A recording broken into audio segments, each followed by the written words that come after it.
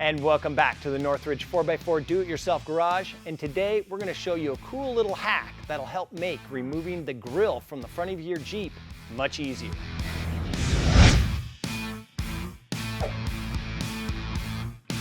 So as a lot of you know, removing the grill is the first step in many mods for the front of your vehicle, whether that be aftermarket headlights, wiring for aftermarket off-road lights, or maybe adding some auxiliary coolers. But to remove that grill, you may have to remove your bumper and winch first. Now our hack is simple. You just need to remove a few plastic tabs from the back of your grill, and instead of pulling the grill out and off, you can now just slide the grill straight up and out from behind that bumper and winch. Now to do this mod, we do need to remove the bumper and winch if you have one, or if you're getting ready to install a bumper and a winch, this is the perfect time for you to do this mod.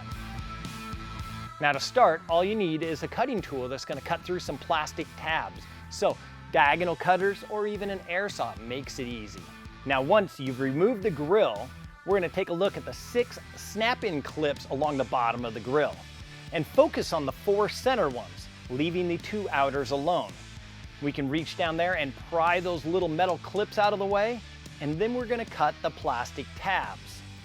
Now if you have a small little grinder or sandpaper, you can even smooth out that little plastic stanchion once you're done.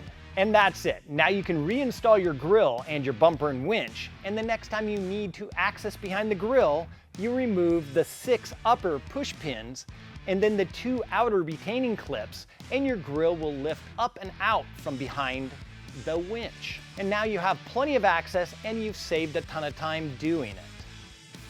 So what do you think? Is this a hack that'll help save you time?